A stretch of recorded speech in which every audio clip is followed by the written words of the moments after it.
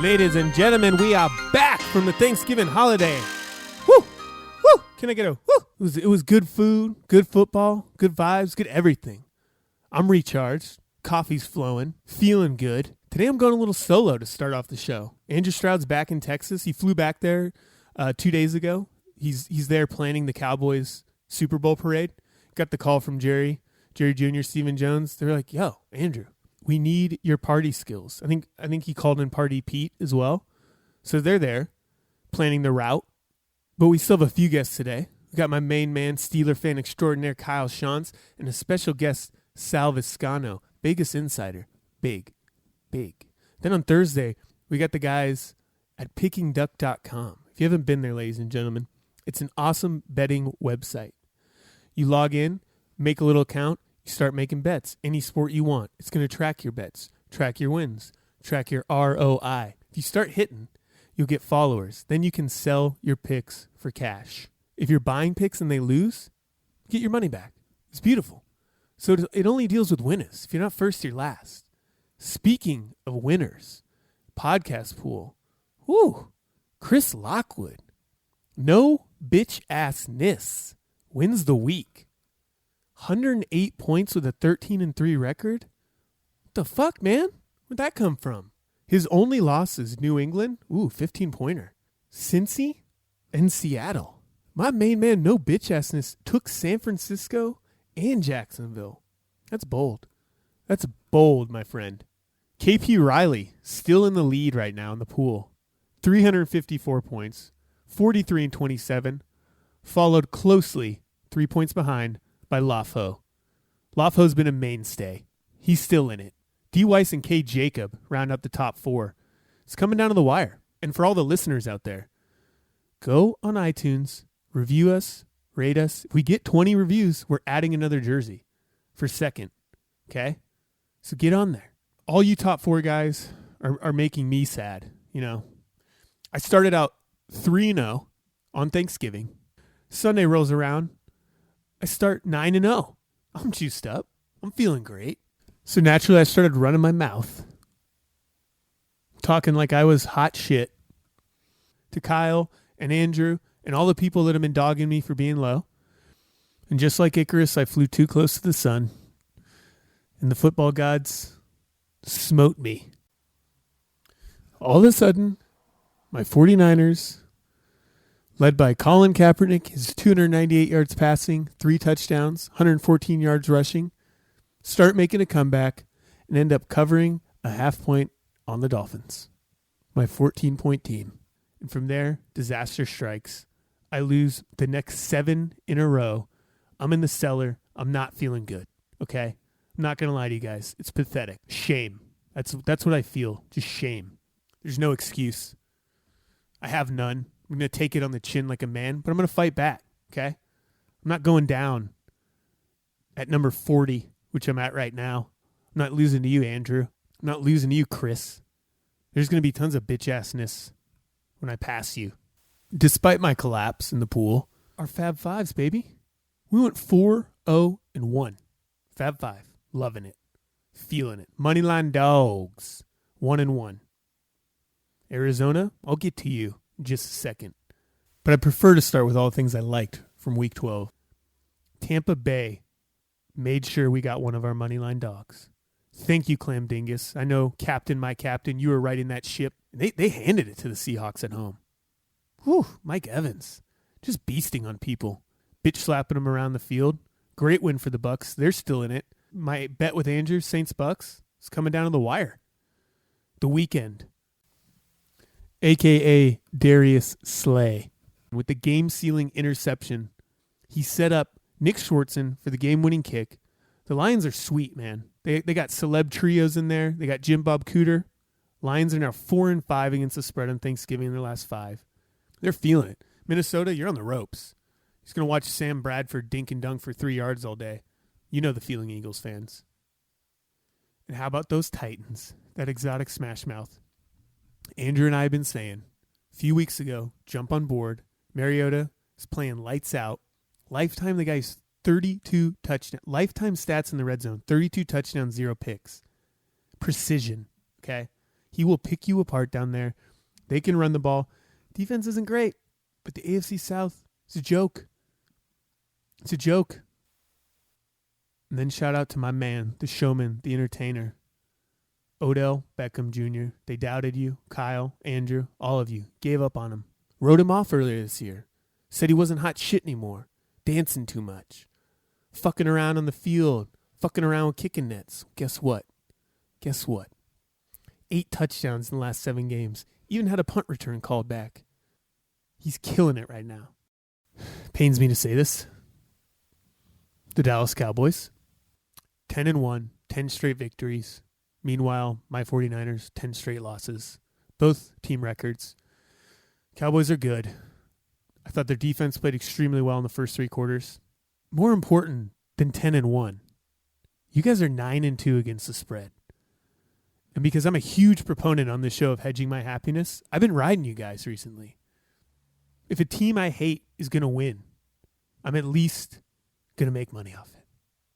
Speaking of spread teams, Washington 8-3, New Orleans 7-3-1, Detroit 7-4, San Diego, yeah, they don't have a great record.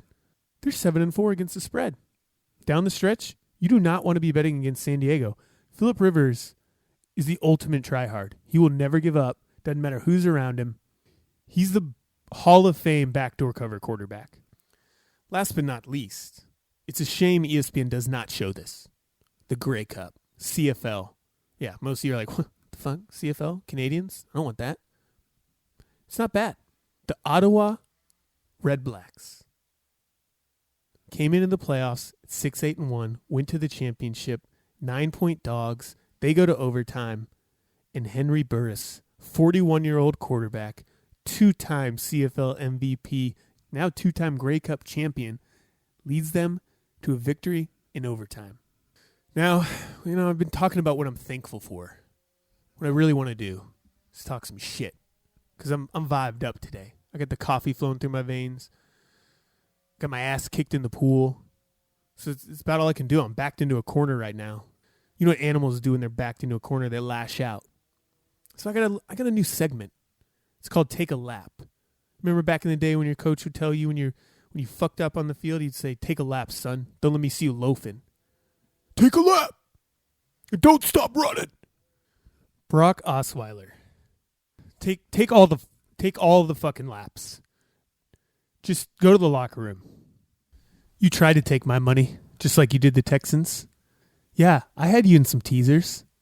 I had you around, but I teased you at 8.5 because I didn't trust you, okay? And guess what? Nick Novak saved me because you tried your damnedest. Clean pockets, overthrowing balls. You're killing DeAndre Hopkins, man. Killing all his fantasy owners.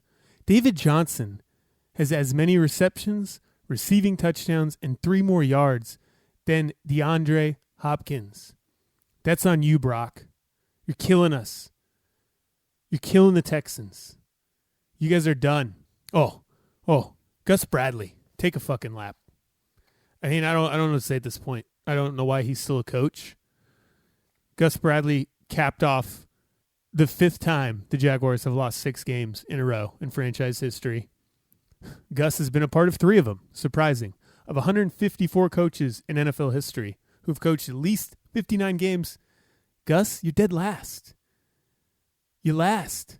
That owner with his sweet mustache, they need to call someone in. Get it over with. Cardinals. Cardinals deserve the biggest lap. I believed in you. You guys, you're laying down like dogs every week. You come out, you play kind of well, game gets tied up, and you lay down like dogs. You sent Bruce Arians to the hospital. And to make matters worse, you're 3-8 against the spread. Okay? So you're not even one of those play it close and lose teams. People are still buying you because of last year. These lines are inflated. Oh, yeah, now you guys are favored this week at home against Washington? Bullshit. I'm not taking that. You're not going to trick me again. I'm not going down that road. The biggest take a lap of the week, Greg Williams. Greg. Oh, old Greg. Could you love me, Greg? No. You got torched, son. Sean Payton's been waiting all year for this, and he whacks that ass. He split you right open. You're not going to walk right for years. The Saints eviscerated your defense. Now it's time to get my main man, Steeler fan extraordinaire, Kyle Shantz, on the horn. How you doing, buddy? I'm doing good. It's some snuggle weather down here, I'll tell you that. It's 58, and it's still wet from the torrential downpour we had all day yesterday. I'm loving it. Raining in Southern California. Yeah, we got some rain on Saturday. Don't you love when it rains in California and people treat it like a snow day? Yeah, people don't know how to drive. You see people, like, pulling tarps out of their garage, and you're like, what are you even doing with that? They're carrying it around. I legitimately know people that will not go to work if it's raining really bad, and then other people that work at restaurants and say that their delivery sales go down on rain days. It's because the people ordering food are so nice and thoughtful, they don't even want to put the delivery drivers through the rain because they're afraid of the rain. It's like everyone shuts in. Honey, get inside the safe house. It's raining. Something has happened. The season ends today. The Miami fucking Dolphins are in the playoffs, and the Steelers are not. Disgusting. Real big news. The 49ers are officially out of the playoffs. Yeah. The Niners, the Browns, and the Jaguars have officially been eliminated from the playoffs. Another thing I saw with the Browns, you know the old saying, death by 10,000 cuts? Is that how it goes? Yeah. Joe Thomas has played 10,000 snaps with the Browns, never missed a game. Oh, that is brutal. God damn it, Cleveland. Give that guy a break. Right? He's such a good player. Either get good or give him to someone who needs him. There's plenty of teams out there that need a left tackle. Holy shit, he's one of the best in the business, and you are wasting his talents. He's also too much of a gentleman, and NFL players in general, in my opinion, to just be like, I'm not playing for you. You're too good for this, Joe. We hate to see this from you. Yeah, it's bad. It's even when the trade deadline was coming up, his name was getting thrown out about all these teams that need left tackles, and he's like, no, I want to stay a Brown. Why, Joe? Why? Why would you do this to yourself? Do you love punishment? What's the safe word, Joe? Tell me the safe word. I can make this stop. Yeah, it's going to end up, he'll probably go somewhere next year. Maybe No, have a good season or two. No, he won't. You're right. He won't. He's a glutton for punishment, and he's going to stay there and just waste his great talents in Cleveland, like so many people have. There's a fucking quarterback graveyard built underneath the Browns stadium. Who is the best Browns quarterback you've ever seen? Derek Anderson. The 1 year of Anderson? Yeah. Ooh. Derek Anderson put up the last winning season and playoffs for them, right? Didn't he take them to the playoffs? What about Bernie Kosar? Bernie Kosar is a fuck. That guy. Bernie Kosar's a Super Bowl champion. Yeah. Yeah, he was riding the pine in Dallas. Yeah. I got to talk the pool for a second. I was Icarus this weekend. I went 3-0. Big wins. Huge wins. The biggest you've ever seen. Started 9-1 in my first 10 games. So naturally, called me out. Naturally, I call Kyle out. I tell him I'm coming for him. I'm the shit. I'm riding high, feeling great. And I proceed to lose the next 6 games on my sheet, where Kyle then takes a commanding 90-point lead over me. I am battered and bruised. There's plenty of time left to sneak up on all of you guys. But, man, fucking Gary Kubiak. Why'd you do that, man? 62-yarder.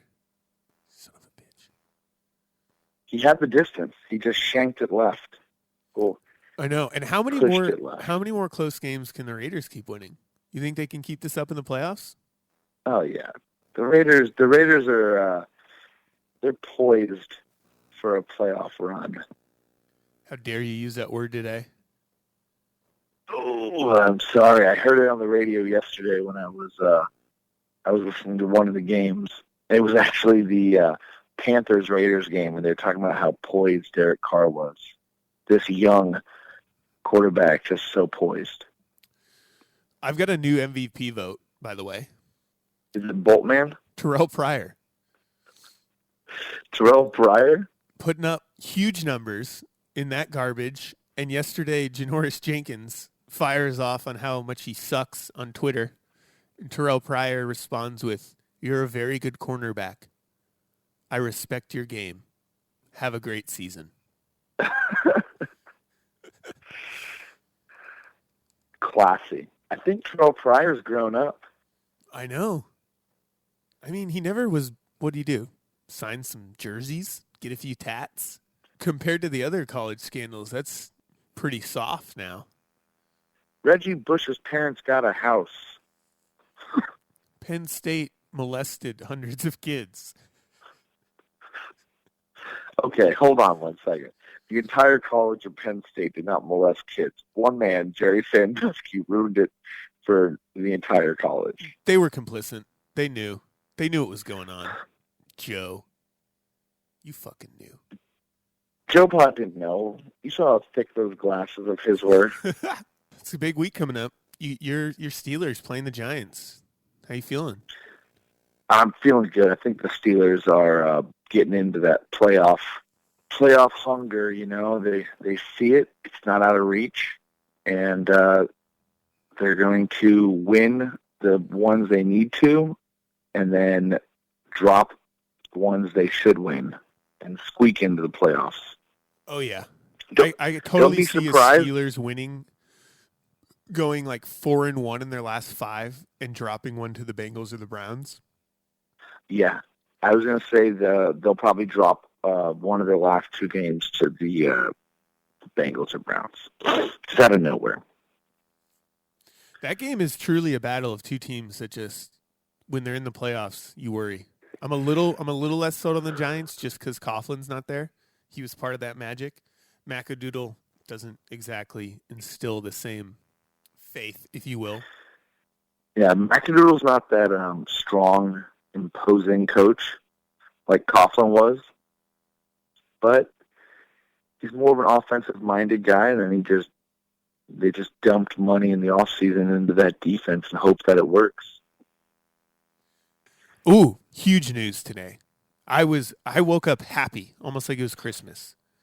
The NFL is at least contemplating, which means it's on the table, getting rid of Thursday night football games.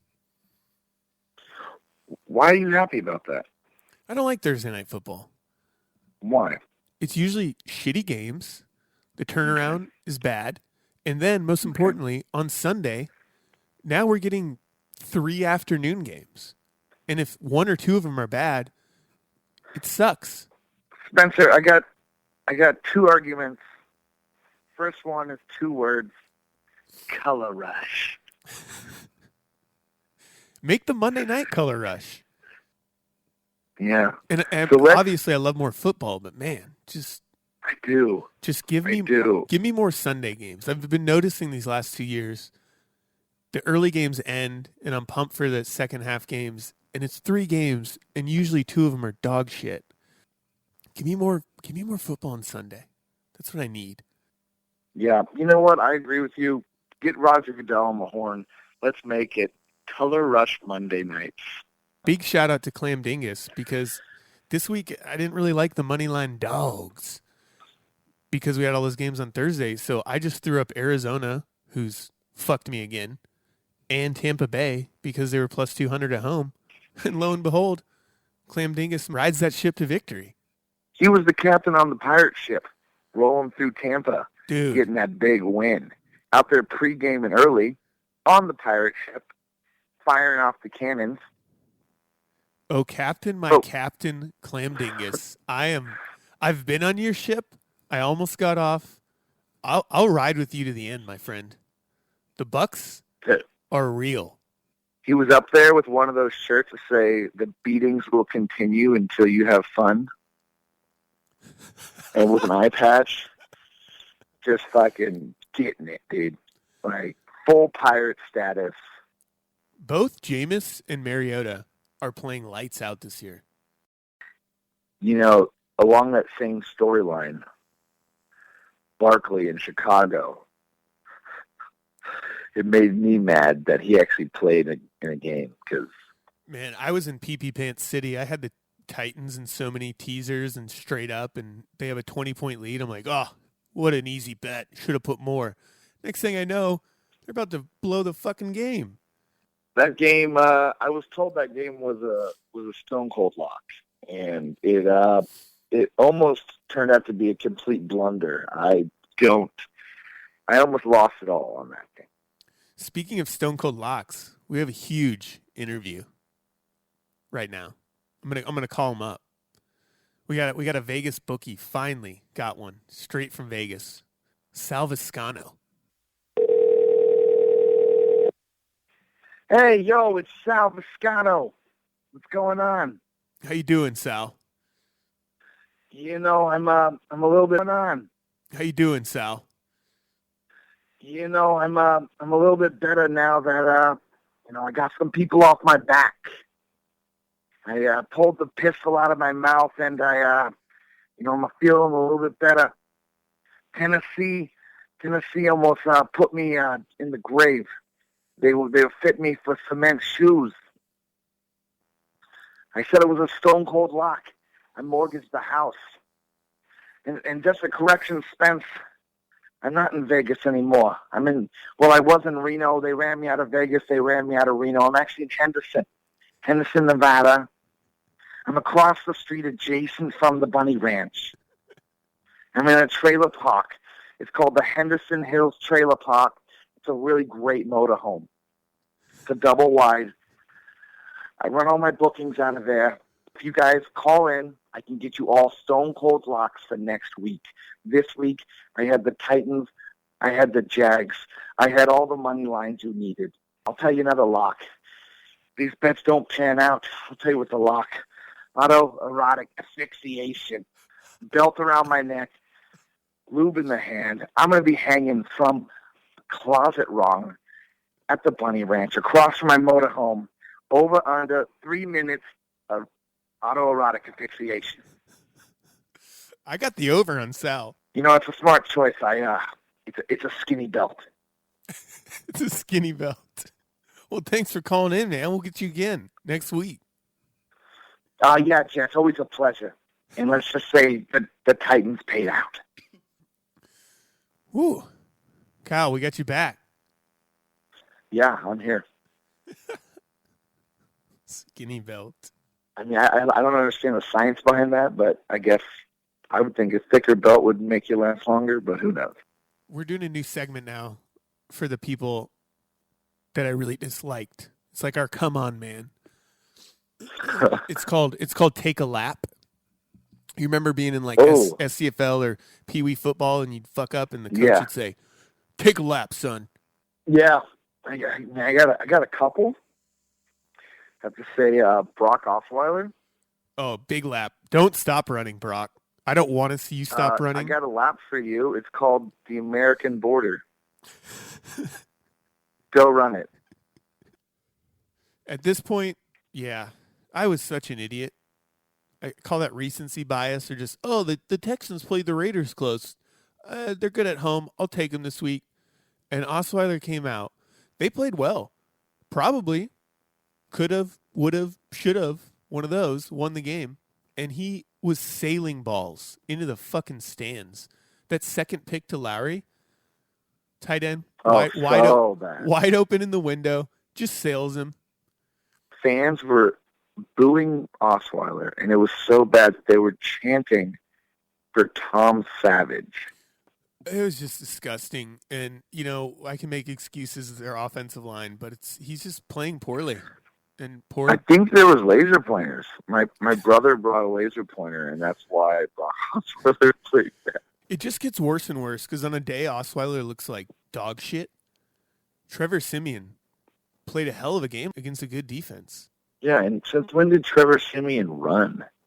I don't know. He looked pretty quick out there. And Justin Houston, my God. Oh, Savage. Justin Houston, and then obviously Von Miller. It was just those defenses were just disgusting. Just all over quarterback all day. Both those teams are ones you do not want to play in the playoffs, and both of them will probably get the first round bye, known as playing the Texans. So they'll be well rested heading into the divisional game. Normally I love this guy. Great player, great family guy, great teammate, I hear. Greg Olson. Ooh. You dropped a key third down wide open ball, which in turn lost you guys the game. Yes, because on the next play, Cam Newton was strip sack for the fumble. Yeah. Sam Bradford, Thanksgiving Thursday. Ooh. I mean, you helped me out, but lost your team the game. Well, you got to hand it to the Weeknd. He's a phenomenal singer and a hell of a cornerback.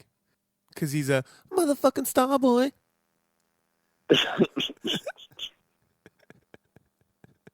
Setting it up for Nick Schwartzen in the dub. Yeah, shout out to Fat Schwartzen and the kick. Big. Well, the big drunken leg of Prater. All right, my man. Thanks for coming on. We'll get you on this week. Get our picks going. All right. And I'm going to try and make up these 50 some odd points you have on me. It's those big ball picks, Yeah. You and Sal both. Yeah, except my nut's not in the grinder. Yours aren't tied off with a rope. Yeah. All right, my man. Thanks for coming on. All right, buddy. Take it easy. I will talk to you later. Peace.